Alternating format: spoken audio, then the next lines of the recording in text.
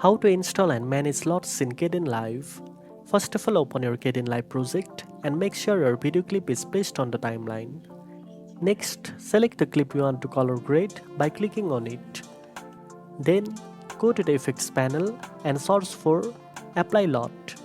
Once you find it, drag and drop the Apply LUT effect onto your clip in the timeline. After that, in the effect stack, click on the download button next to the LUT file option. A new window will open where you can install from a variety of available LUTs.